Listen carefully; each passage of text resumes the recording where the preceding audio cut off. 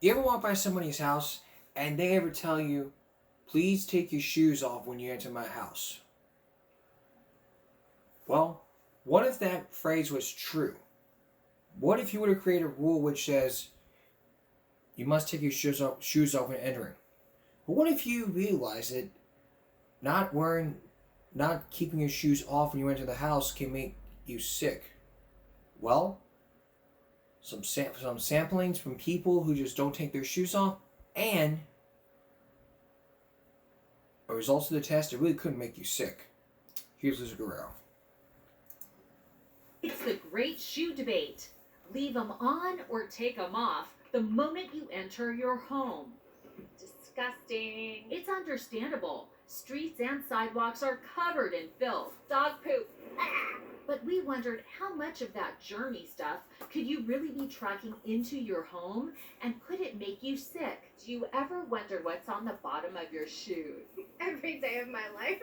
Totally at random, we approached dog walker Brittany Lenhart, who says she pounds the pavement 10 miles a day with these dogs. Can I swab the bottom of your shoes? Sure, let's do it. We took samples from her shoes. We also grabbed some samples from ballet dancer Emma Van Enck, also from nurse Emily Veldboom. Gross. Then we sent them all to Mike Grimm Labs in Florida for testing. The results are in, and I've got all the dirty details. Brittany. Oh no. Up first, the dog walker. You had a bacteria count of 880 million. Terrible. That's a lot. That's a lot. 5 different types of bacteria were found on your shoes, 2 of which are found in feces. How does that make you feel? Not great. Are you ready for the results? Hit me, Lisa. And Nurse Emily's shoes? Your bacteria count was 46 million. Oh, 4 different types of bacteria were found on your shoes, 2 of which are found in feces. Oh no! I always try to avoid the poop on the sidewalk. If you have young children or babies crawling on those floors or carpets, you obviously don't want them to be exposed to potentially pathogenic bacteria. but how much of that bacteria can get tracked back into your home? To demonstrate, we had Emma, the ballet dancer, keep her sneakers on and walk across this carpet with fluorescent paint on her soles. Then we turned off the lights and shined a UV light on the floor. Look at all those footprints. It's like a crime scene of germs. I will make it a rule. There will be no shoes in the house anymore. Experts agreed to keep your house clean. Be sure to take your shoes off before you go inside. You can also wipe the bottom of your shoes with an antibacterial wipe. And a better way to do this, you can just take your shoes into the sink and just clean them. But make sure after you do that the sink is filled with dirt. You rinse it off. It's basic common sense. That makes me raise the common sense hand. Common sense alert.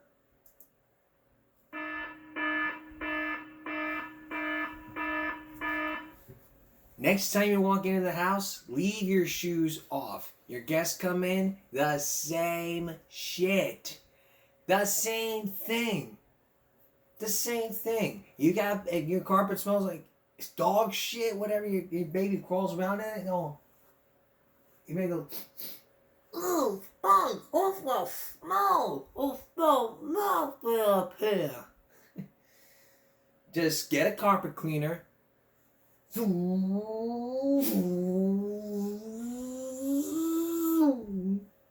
Suck up all that dirty gunk, and then you take that carpet cleaner to the bathroom.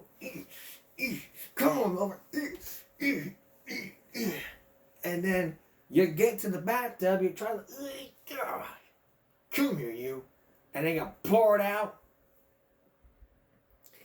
And all that gunk, all that shit, all that shit that was in the carpet gets poured down the drain in the tub. I wouldn't do it in the freaking sink because you washed your dishes in there.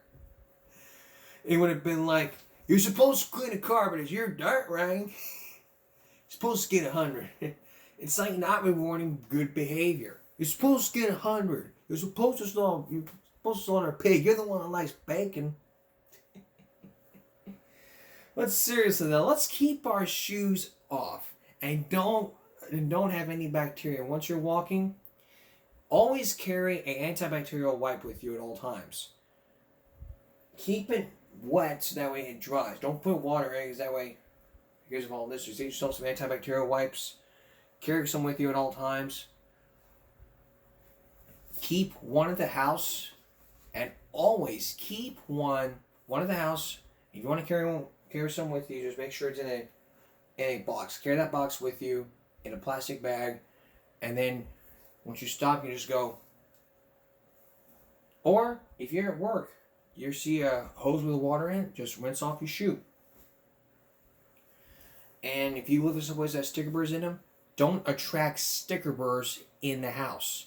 Never do so, because it gets a lot harder to get out in the carpet, and it can hurt your fingers, because those things are sharp. If you live in Texas, we have sticker burrs, and those things hurt like hell.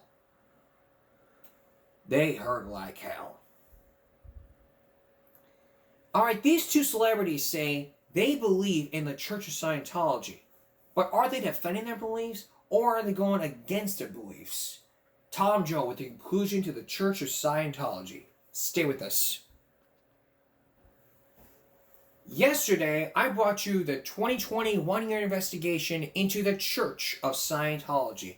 It was to where Ellen von Hubbard, the church's founder, created the Church of Scientology and believes that he can become a superhero by raising their IQs. But Scientology was under attack back in the 1970s because of everything that's been going on. Back in the 1990s, they fought the IRS and Scientology won. You've heard from former members, you've also heard from one member who says she was forced to work hard labor for 12 hours. 12-hour labor. You've also heard from other celebrities, but now you're going to meet two other celebrities who said they are defending their beliefs on Scientology. But are they going to change their minds after you hear what they say? Or are you going to believe what they say and join with them in the Church of Scientology? Once again, with the conclusion of our story, here's Tom Jarrell. Munich, Germany. Nowhere have the attacks on Scientology been stronger than here. Gunther Beckstein is the interior minister of the state of Bavaria. The Scientology is a danger. They want to have a Scientology, a society. They want to clear the planet, and all the others have to obey. In their zeal to contain Scientology, the German government has raided churches, banned Scientologists from political parties, and openly discriminated against Scientologists who might apply for government jobs. For no other reason than he was a member of the Church of Scientology. Typically, Scientology is fighting back. Recently, John Travolta testified before a congressional committee on Germany.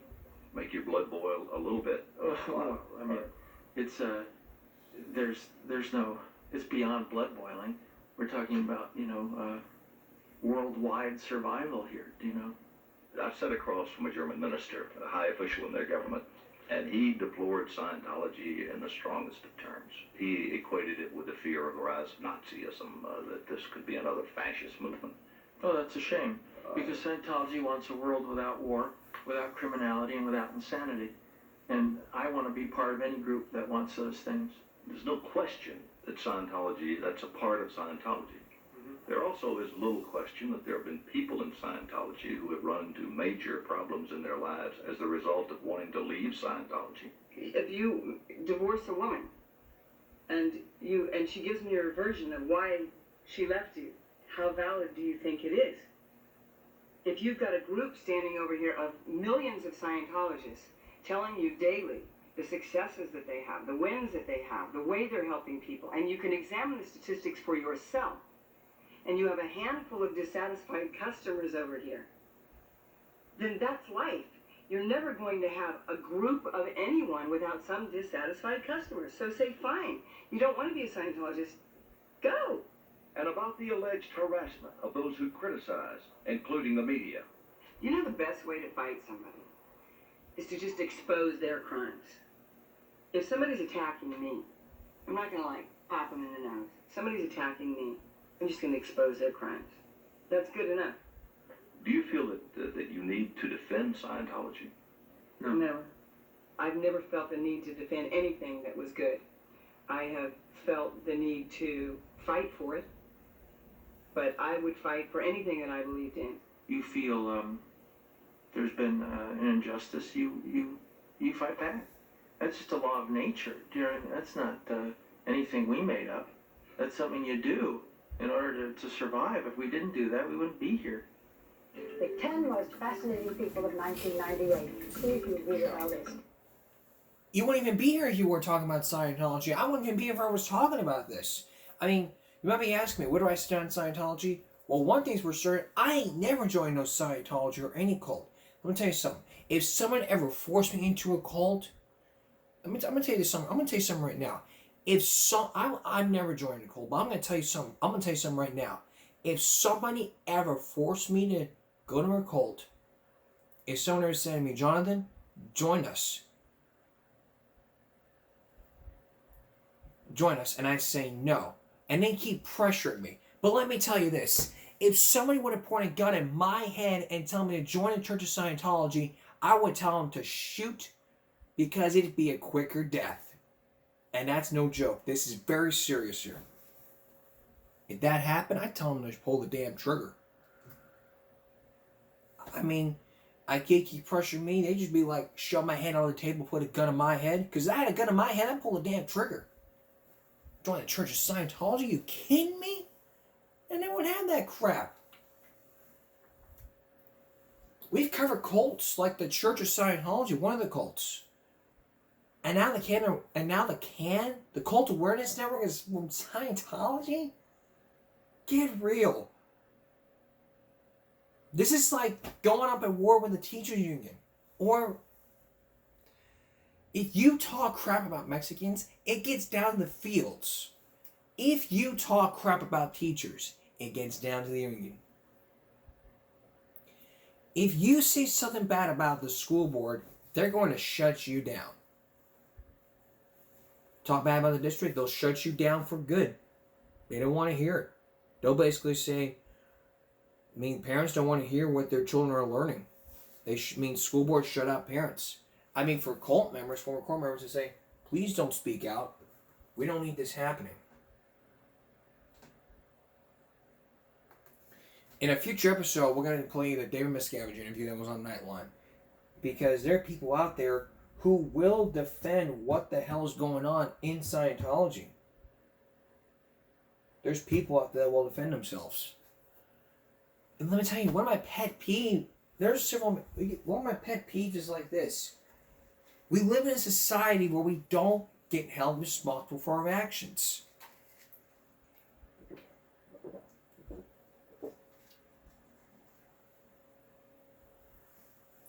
That's one of my pet peeves. And you may be agreeing with me and you may not be agreeing with me. The national scandal. Think about this. Did former President Bill Clinton actually had a relationship with Monica Lewinsky back in the 1990s? Well, that's a future episode.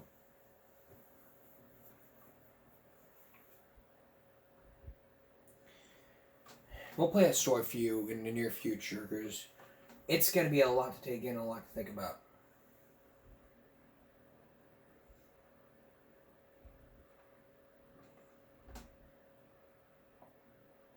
But going back to the question, why isn't everybody taking responsibility for their action if you only need to blame somebody else? Our next story is going to come from a 13-year-old who was jailed for 11 days because she was framed by her bully. Come on! Just get real about this. We are going to play you that story after the break. Stay with us. Welcome back. Like I mentioned, one of my pet peeves is we don't get held responsible for our actions. And we don't get held responsible for our actions. In this next story, this 11-year-old girl was jailed for 11 days because she made a threat to the school. But the most disturbing piece of evidence is She was framed by who? A classmate of hers. You may be sitting there saying, what does that have to do with taking responsibility for your actions? Well, you know the old saying, you do the crime, you do the time? That's my answer. And I'm sticking to it. You'll meet the mother, you'll see that horrific arrest video, and you'll find out what happens when a school district says, we made an error. Take a look. Nia Wims is in crime she did not commit. This 13-year-old child is being handcuffed and hauled off to juvenile hall for a crime she did not commit. Nia Wims is in tears. She's accused of making threats against her school in Pembroke Pines, Florida. But her attorney says Nia was actually framed by another student. Nia was held for 11 long and scary days at a juvenile detention center. Her mom says that a student who'd already been bullying Nia took the harassment to a whole new level by impersonating her daughter on Instagram and then threatening to bomb the school and kill a fellow student. I spoke to Nia and her mother, Leslie Davis. What did you feel when you saw the officer take your daughter and put her in handcuffs? I said to her, you're gonna handcuff her too? As Nia was locked up, she begged police to investigate who was really behind the threatening messages. But they say police failed to track down the source of the threats for 2 months. Police claim their investigation was delayed because Nia's family initially did not cooperate with investigators. They needed to acknowledge they were wrong. We screwed up. Don't try to pass the buck on a 13-year-old little girl and her mother, saying that they didn't cooperate. This is something that she'll carry on with her for years. The school tells us the safety and security of their students is their top priority. The charges against Nia were dropped, and police say the other student, whose name has not been made public, ended up being charged instead. Which is great. Now you learn. You do the crime, you do the time, and you'll be learning that you'll be held responsible for your actions. You'll be sitting in jail saying to yourself, I should have done this. I mean, you'll be sitting in jail or in juvie with other criminals, and you try and peek behind the cell and be like, what'd you do to get in here? Oh, I murdered a white family. What about you? I murdered a black family. What about you? Oh, I impersonated I impersonated somebody and made a threat against the school. Dope. I mean, it's like you're trying to peek behind the cell. By the way, the other statement right there, I apologize in advance for that statement. For that other statement. It was just it's just a little case. You know, you probably get the picture here. But going back to one of my pet peeves. Last year, this father made her daughter walk 5 miles to school after she was bullied. The father's name was Matthew Cox. He wanted to teach a girl a lesson after she was kicked out the school bus for 3 days for bullying another student. It's like how she got in trouble picking on someone. But this video has gone viral. Just take a look at this. This lovely lady is my 10-year-old daughter. Tough love, or did he go too far? That's the debate raging today after a father punished his daughter for bullying. Today, my beautiful daughter is going to walk 5 miles to school in 36-degree weather. That's right, 5 miles to school in the cold. Matt Cox says his daughter Kirsten was kicked off the school bus for 3 days for bullying another student. He posted this video on Facebook giving a narration as he followed little Kirsten in his car. She said, Daddy, you're going to have to take me to school next week. As you see this morning, she is learning otherwise. Parents need to hold their kids accountable. So that was me showing how I'm holding my kid accountable. Bullying is unacceptable, especially in my household. The Toledo, Ohio girl says she's been picked on too. I was bullied many times by bigger kids than me, smaller kids. How did that make you feel? Sad. The video is triggering mixed responses on social media. Good for him, well done. But there's this too. Bullying the bully, never-ending cycle. I know a lot of you parents are not going to agree with this, but that is all right. The ladies of the talk were split, but they did agree on one thing. To me, to make them be out in the cold and video it and post it, which I don't agree with the posting. Posting should never ever happen. Cox is sticking to his guns. Lesson learned. Still has all her extremities intact, is happy and healthy, and seems to have a new outlook on bullying. Other parents have come under fire for similar acts of discipline. This right here is just old school simple parenting. This 10-year-old from Virginia was made to jog to school in the rain by his dad after he was kicked off the school bus for bullying. Now this latest tough love controversy. This lovely lady is my 10-year-old daughter. What happened to the timeout? What happened to grounding? Where do we get this from? Military school? Did your drill sergeant say, "Hey, because you ain't a donor my man, you ain't a donor in this area right here, I'm gonna make you walk 10 miles in the snow. Up 2, 3, 4, up 2, 3, 4, up left, right. You get the picture here? This isn't the freaking military. This is not the freaking military. You don't do that to your child.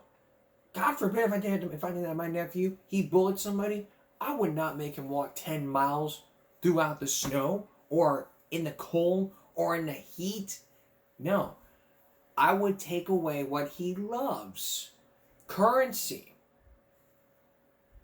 You don't send somebody, you don't send you to go clean the room just for furniture. You set boundaries, you set rules, don't make too much, just lighten up. That's all it is, just lighten up the mood. Also, another thing here, you don't never ever want to do that. Because now you may be the bully by bullying your child to make her walk to school as punishment. No. Take your child to school and then come up with the punishment. Ground her. Take away her phone. Take away her TV. You punish your child. You take away his TV, his computer, his toys. You don't take away your love for your child. You don't ever throw it away. Do you remember the episode 2.5 Men where Alan punishes Jake for painting in his room? Charlie tries to punish Jake, but he didn't follow. But the key here is he did not follow through with his punishment. He was like, "Oh, Jake, go to bed. Go to bed, Jake." He's like, "Okay." But he wasn't firm. It's all in here. It's all in the voice. You have to be firm with him. That way they get the message. You might be asking me, what am I supposed to do? I tried spanking this, but what else am I supposed to do? You punish, like I said, you punish your child. You take away his TV, his computer, his toys. You don't ever throw away your love. If you're tough on your child because you feel bad about this, then you have the right duty to make it up to your child by doing whatever he wants to do. I mean, Charlie got Jake a new Xbox in that episode, and he was punished because of what he did. So, you got the whole perspective here. Parenting 101. Not like this, because if that happened to me,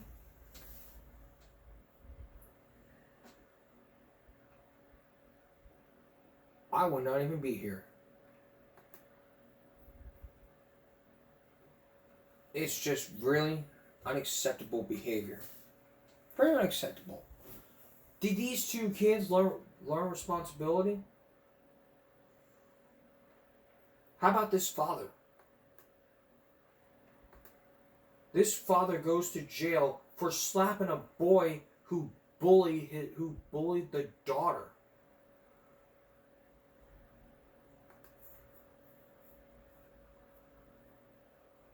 Well, here's Janelle Bluetooth.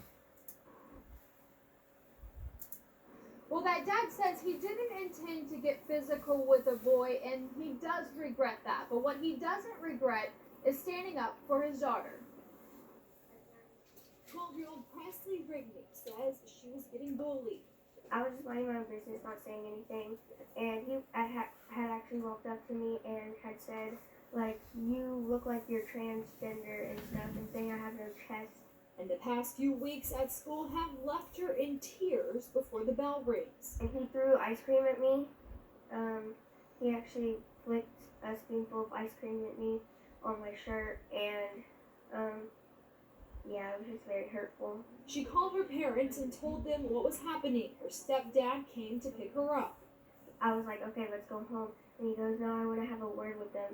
A word was all it was supposed to be, but James Peace says it escalated.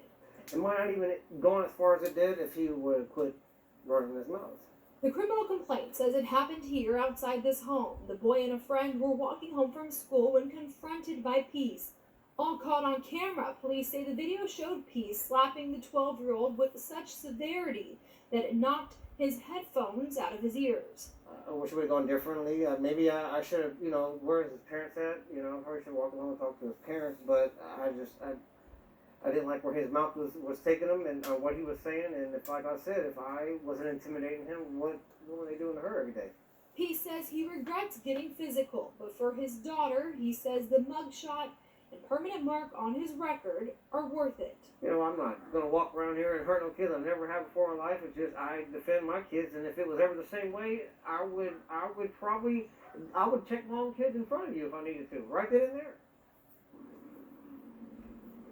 Well, the family says the one thing they have been surprised about is the outpouring of support that they've received online. We've tried reaching out to the family of the boy who was injured, but we have not yet heard back. Peace says he will deal with whatever consequences come his way. That punishment could mean up to 5 years in prison and up to a $10,000 fine. Jason? Thank you, Jeanette. There's two things. You do the crime, you do the time, and two, you get to take responsibility for your own actions. That's society here. That's the world we live in. We take responsibility for our actions, and if we do the crime, we do the time. We don't blame it on somebody else. If my nephew was being bullied, I wouldn't even go punch a kid in the face. It's assault and battery right there. The parents have me charged with assault and battery, and I learned my lesson. But I would learn to file a police report. Not just go right away, just saying, hey, you hit my nephew again, and I'm going to go to the police. Do you understand? You may sit there and say, oh, it was just an accident. They're just playing around. But this isn't a joke. My nephew was hit in the nose. And you want to sit there claiming we're just joking around? Just simply say this and follow through with it. They do it again? Yep, follow through with it. Just say, the next time you hit him, you're going to hit a police report. If I catch you, your daughter, or your son hitting my nephew ever again, not only are you going to have me to deal with, but you're going to have the police to deal with. Do you understand? Yes or no?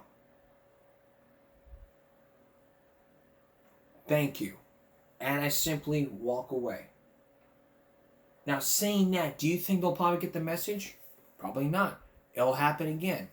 If my nephew were to sit there and tell me, or tell his father, Dad, Uncle Jonathan, the kid bullied me, hit me again. Again? I went over there and told him not to do it again. My brother let me handle it. No, you're going to take me. I'm going to handle this. Nobody hits my nephew and gets away with it. Nobody. And he says, my nephew's your son.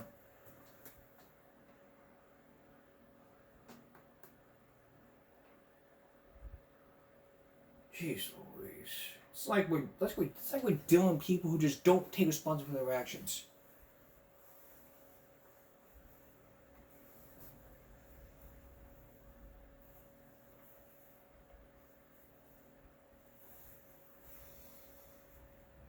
And then while we're trying to find out where he lives, I get the police on the phone, tell them to come down to the address, and I tell them, okay, I call the police, and they're going to meet us at this house right here. I'll just walk in and say, hey, you know what? I threatened to have the police called if this ever happened again. And so that's what happened. He came back to me, came back to us with that being injured. I was going to get the police on the phone, and they're going to meet us here. Meet us the address. And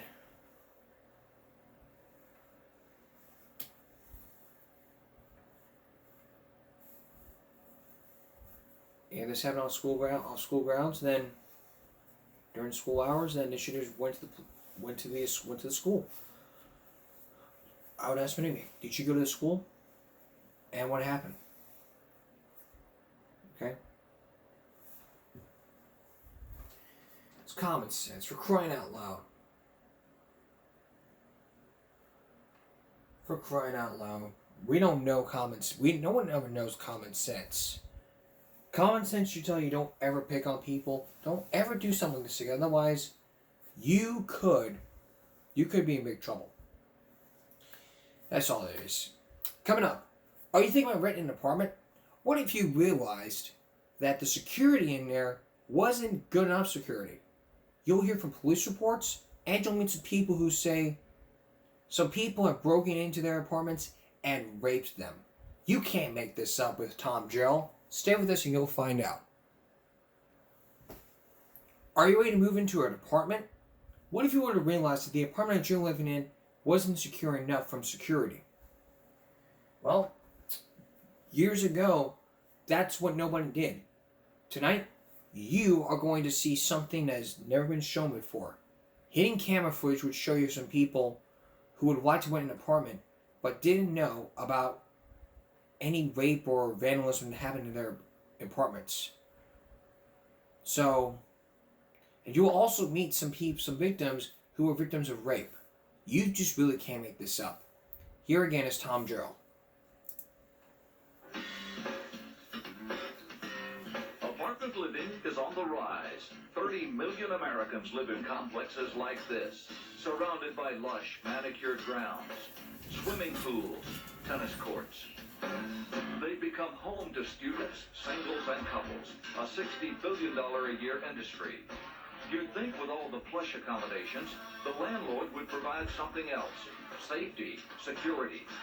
It's a fact of life. Crime is everywhere. If you owned a home, your safety would be your responsibility. When you rent in most states, it's the landlord's responsibility to provide a reasonably safe and secure premises. But a 6-month investigation by 2020 has revealed that many apartment complexes are favorite targets of criminals. From the outside, a complex can look like a resort. Sometimes it can be anything but. And I remember I woke up because I felt a cold object on between my thighs. And it woke me up, and I looked up, and there was a guy sitting on my bed grinning down at me. If you talk to rental agents, you'll get the usual sales pitch. There's a lot of fun activity, hiking, horseback riding. Right. Sounds great. Yeah. But listen to some of the rental agents we talked to when they were asked if they knew anything about crime at their complexes. I don't. You can call 911 and ask them. Then it sounds like I'm trying to avoid the question, but I really just don't know. I would feel safe living here. You've never heard of any instances of, people being mugged or raped or anything like that? There was a rape, but it wasn't just here. It was the whole stretch on Roswell Road, and they did catch the guy. So we only had one incident, and that was it. Okay. Actually, there were 2 rapes at that complex. Maybe they didn't know, or maybe they weren't saying. But the real history in these apartment complexes is shown in police crime reports. Take this sprawling development in Atlanta. There are more than 1,000 units spread over 80 wooded acres. Apparently unknown to these 4 women who lived here was the fact that rapes were occurring over and over again during a 7-year period. First of all, I had no idea that there were other girls who had been raped. I asked them, well, what are you doing about it? And all they said was, well, management's aware of it and there's nothing we can do. Jill was attacked in the summer of 1984. She didn't know that 7 months earlier, Laura had been raped. I woke up to my screams. I was screaming in my sleep, and that's how I woke up. When Pam was raped in February of '85, she says the leasing office hardly seemed surprised. And they said, so you're the one. So you're the one. So you're the one. So you're the latest rape victim. By the time Ruth was followed home one night in the spring of '90, the apartment managers had installed alarm systems. But Ruth's wasn't working, and she says management had not responded to her request for a repair. It never functioned, so I never... You knew it was hopeless. I knew it was hopeless, but I kept thinking if that was working, that sound would go off. These were just 4 of 15 women raped or sexually assaulted at the same apartment complex between 1983 and 1990. And that wasn't the half of it. Their attorney, Gilbert Deitch, mapped out the story he says these apartment owners never revealed. Yes, the red represents sexual assaults. The yellow represents peeping toms. The green represents crimes against person. And the blue represents common area vandalism. Using 1994 statistics, we asked Deitch to chart the latest crimes. I guess the good news is that the rapes have not occurred there. However, there have been 1 or more murders. What would someone considering renting one of these units think if they saw your graphic of crimes that have occurred here? I think the leasing agent would have to catch them going down the street. I'm almost more angry at the apartment complex than at the actual attack, because the apartment complex knew these other women didn't have to be raped. Norman Bates is an attorney and liability consultant. He studied 1,000 court cases and says they show a pattern of disregard by landlords for tenant security. If they looked at security the same way they looked at preventive maintenance programs for the roof and the boiler and the other mechanical systems in the property, security could be treated the same way and be a whole lot better than it is today. Since 1992, the apartment complex where these women were raped has changed names and been under new management. $7 million has been spent by Gables Residential Trust on behalf of the owners renovating the property. Using a hidden camera, we sent a 2020 staff member in to pose as a prospective tenant to check it out. What can I do for you? I'm looking for an apartment. And off they went. They were shown a 1-bedroom apartment, and the first thing the rental agent pointed out was the alarm system, which she claimed the tenants are taught to use. Next, there was the sales pitch for a locking device called a Charlie bar on the sliding glass doors. Say, for instance, even if she forgets to lock her door, they still cannot get in. I see. And then the pin lock. Or we drill holes through this metal here and have a pin. You saw like that pin that was in the window door? We have a wire that goes from here all the way through this here. Okay? She also pointed out the window locks, 3 on every window. Sounds good. Back at the rental office, our next question was... Not to sound totally paranoid, but coming from New York, so there have been like no rapes or muggings even before you took the place? Okay. The only thing that occurred on it was a murder. Oh, really? But it was nasty. Hold on here. That's inaccurate information. Police records obtained by 2020 show that within 6 months prior to our visit, there were 2 armed robberies involving aggravated assaults, a carjacking and kidnapping, plus several thefts and burglaries. The company claims they distribute printed letters to all residents, alerting them to, quote, any criminal activity, unquote. But try getting a look at them if you want to rent an apartment. Would there be any way I could see, like, just a couple of the last ones to see? Let me see. That would be just a little. Unfortunately, Joy, we don't have the letter of the last one, but... Earlier, she told us to call the police department. Do you know, just like in your Rolodex or something, have that number for the DeKalb Police Department, do you? I don't think so. Just 911. 2020 finally did obtain the notices for January through November of last year, but only at our insistence from management. The flyers reported 13 serious and minor criminal incidents. But that's not the whole picture. Police were called to the property 188 times and considered 38 of them to be serious crimes. 3 top managers of the Gables Company sat down with 2020. We do routinely collect the same crime statistics that you have. If someone comes in off the street and wants to see those, they're made available to them. So we have nothing to hide here. Someone came in and asked for those specifically, inquiring about an apartment, and was told, call 911. Was that a proper answer? They should have been given access to those incident reports from the police, along with any notifications that we had.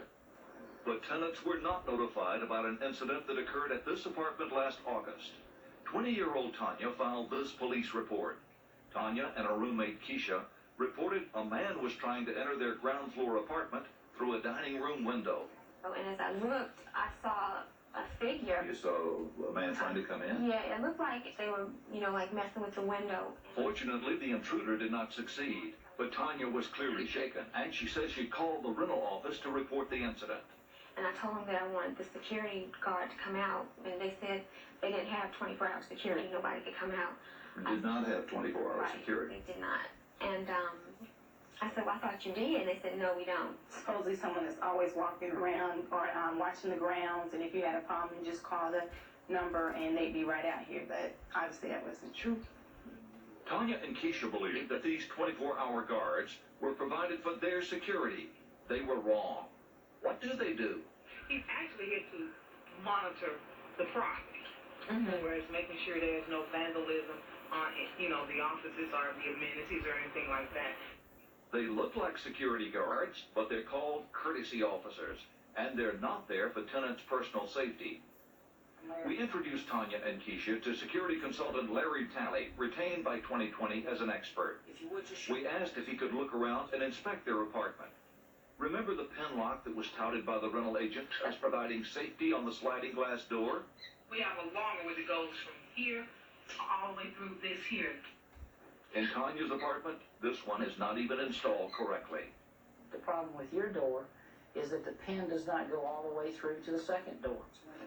And as for the window locks, with a little bit of effort, we could have lifted that window right off its track and just pushed it in and gained entry into the apartment.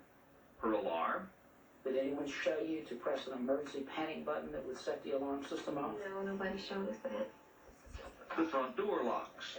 It goes into a wooden frame door, which is a very flimsy type frame, which could be kicked open very easily. Does it make you feel better or worse to hear what Mr. Talley has said about your security here at home? Worse. Jordan Clark says his company is committed to strengthening security and noted numerous improvements. We came back to every single window, every sliding glass door, and added not one additional lock, but 2 additional locks. We found a pin that you're supposed to insert was totally improperly put in, so that it actually was a hazard. I can't comment on that particular one. I presume it had 3 locks on that sliding glass door, one on the handle and a Charlie bar as well. A Charlie bar, and it had the pin. It didn't even have a lock in the handle itself. There was no way to lock it except the Charlie bar and the pin. These locks together, when all properly installed, are effective, but alone they might not do the job. So behind the beauty at Briarcliff, there are problems, but they're not uncommon to those renting apartments. That's why getting accurate crime statistics is crucial. But if crime is minimized to a prospective tenant, a false sense of security could lead to dangerous repercussions. In Dallas, Texas, we found another example. Rental manager Earl Thompson reassured our staffer this way. You can have the same type problems that you have in any small town, but we don't have major problems. We checked the Dallas Police Department records and went back to ask him some questions. Mr. Thompson? Yeah, hi. Tom Gerald. I'm with ABC News 2020. Hi, Jim. Nice to meet you. We checked 3 years of reports of crime in the area here. 11 rapes, a number of robberies, burglaries, Uzis, a lot of gunfire. It's hard for me to answer that, Tom. We took the apartment in February of '93. Right. In fact, this includes '93, which was your year of being here.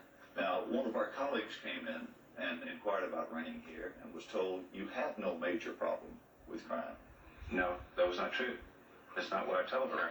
What I told her is that we don't have major problems. I explained to her that our situation is no more greater than any other area. Your words, sir. Again, we don't have major problems. On October 30th of '93, an Uzi was fired. At least 7 shots were fired. April the 3rd, carjacking. That's not a burglary, but it's pretty serious when someone is carjacked off your parking lot. It's in the police reports. I understand what you're saying. That sounds like major problems. I do understand what you're saying, Tom. So it's not like I've misled anybody. That's not me. And anybody who knows me know that I don't do that. Crime, as Mr. Thompson pointed out, is in every community. But in most states, those renting apartments have a responsibility to make them reasonably safe, including the maintenance of protective devices. See this broken security gate at his complex? We asked about it. My computer, my brains are out. We were having the brains repaired, the one and the 5 was sticking, so we had to have them sent back. It's getting repaired. Oh, yes. But it's been consistently broken. 2020 obtained these 1993 Night Watch activity reports filed each night by their own courtesy officers. You see report after report noting the broken gate. And the gate wasn't working on March 14, 1993, when Angela McDonald was parking her car at the complex. She was abducted and carjacked off the property and murdered in front of her 4-year-old son. Yikes. But what else is going on? When we come back, more about this apartment complex and what you need to know about security and the one key. Don't go away. Now the conclusion to our story. Apartment complexes are supposed to be safe, but it can be easy for rape victims and other people to just break in and do whatever they want. How is it done? You're about to see a simple one option that can be used by management. Here again, Tom Jarrell. How do they get in?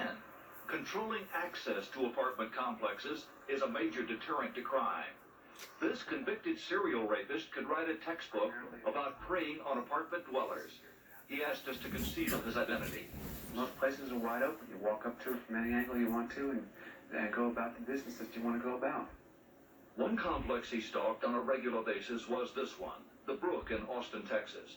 Jana Moore was attacked by him. Well, he apparently had been in my apartment one time that I was completely unaware of.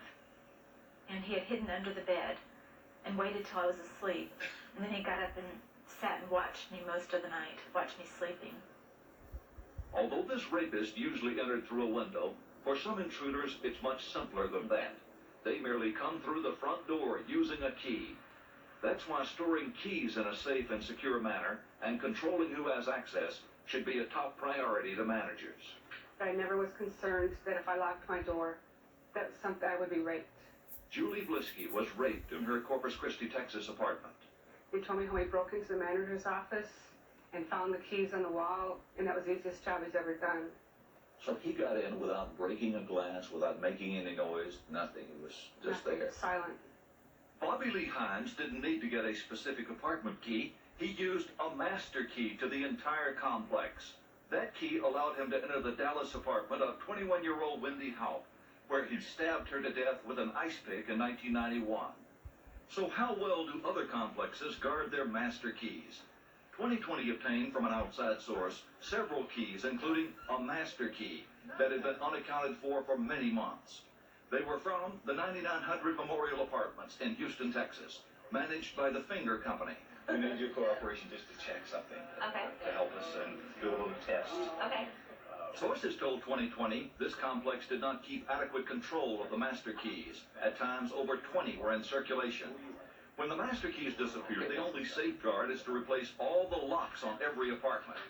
We wanted to test the keys we had obtained in one of their doors to find out if the locks had been changed. The leasing agent referred us by phone to the home office. You're not going to let us go and just test, and if it opens the door, fine. If it doesn't, fine. Management wouldn't let us conduct our test, so we left. But we were invited by Hal Miller, a resident at the complex, to try the keys in his front door. Had his lock been changed? It'll work or not, but that's one key that we have. See what it does. Are you surprised? Yes, I am. If someone can walk in off the street and have a key to your apartment? Yes, I'm very surprised. Okay, this is a key that's been out for about 4 months, and it opened his door very easily. No, if you want the key, we have to talk just a little bit. How many master keys are there, and how many apartments are there in here? To the master keys in the apartments, do you know? Sir, again, would you please shut the cameras off? Okay, let's. Please. There's the key anyway. I'm returning it to you. That opened his door easily. I suspect it would open almost any door in here. Finally, a tragic case, which illustrates what can happen when no one knows exactly who is staying next door. This is James Luther Clanton, a career criminal with a rap sheet for armed robbery and aggravated assault. He's hardly the man you'd want hanging around. James Luther Clanton, come up, please. Clinton had been on the move after allegedly murdering a young woman and stealing her car at the Lake North and Lake Terrace apartments in Atlanta. Stars shining bright above you. The woman was 23-year-old Dawn Kruk, who was living on her own for the first time. Her parents, Charlene and James, didn't feel her first choice of an apartment was safe and suggested she move.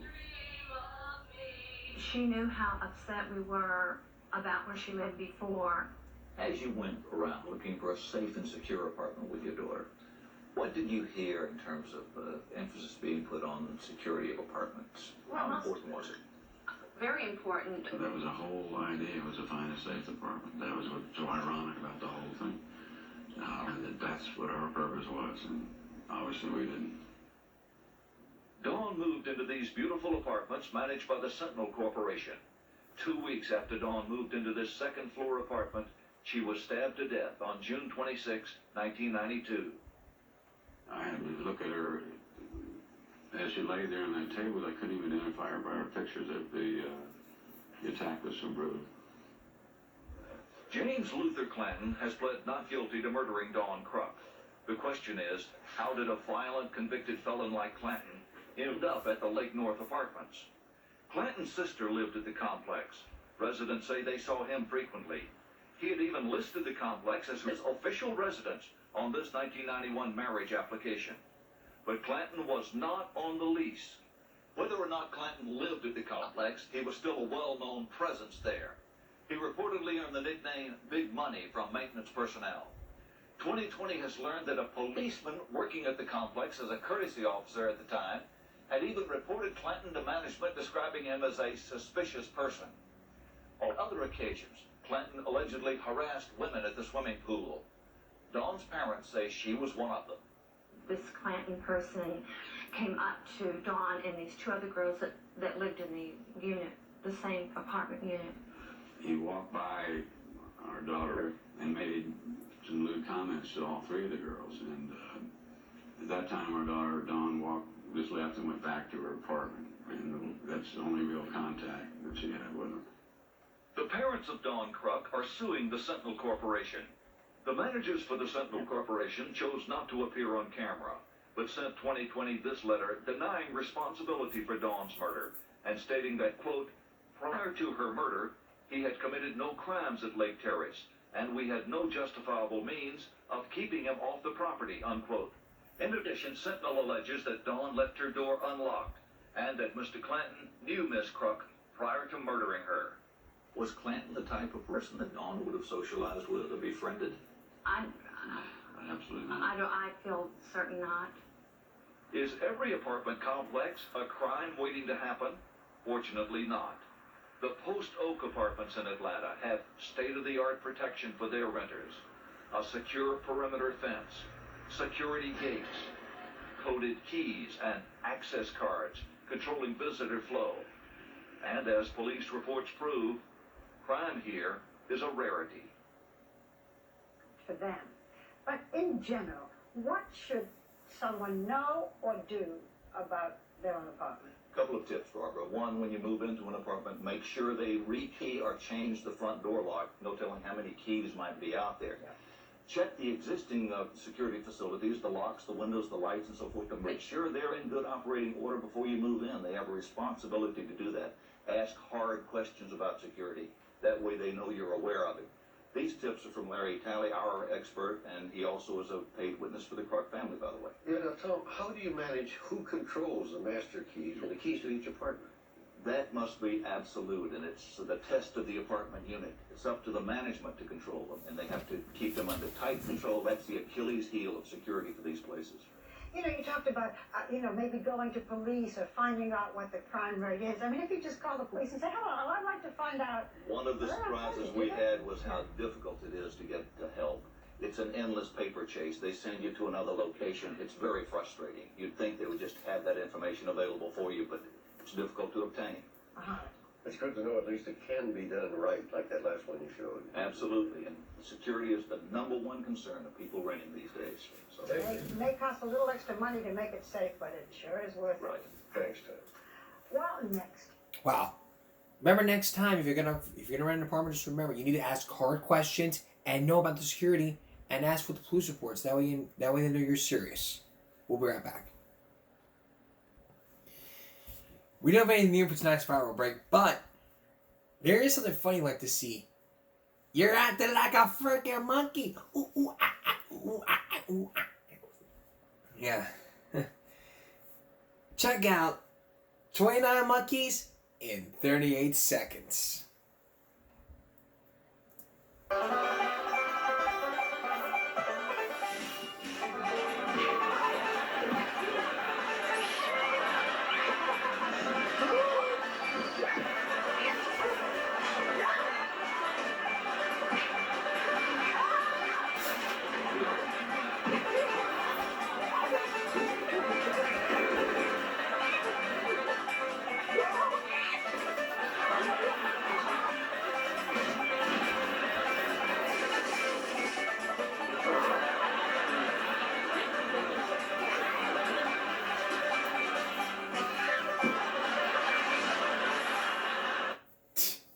That's very funny. Alright, time for one more. And this time it's 36 hits in 38 seconds. 37 hits in 30 seconds.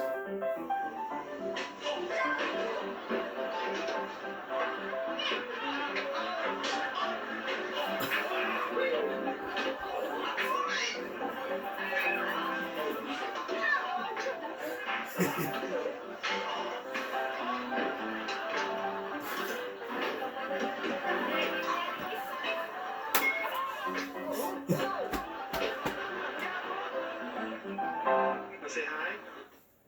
Now I'm gonna hit you. That's what I'm gonna do.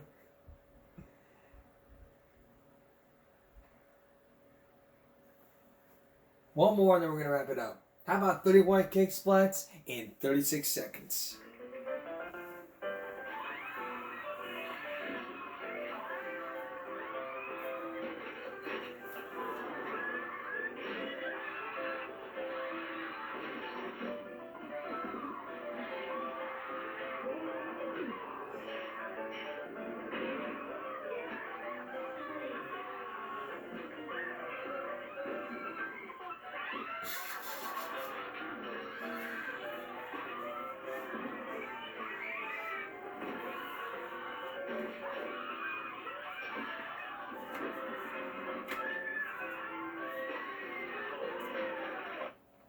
Wow.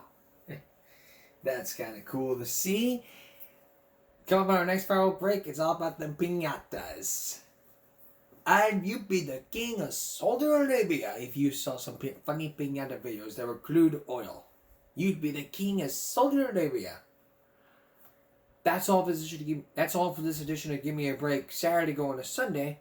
We'll see you again for Give Me a Break Monday. For all of us here at YouTube, good night.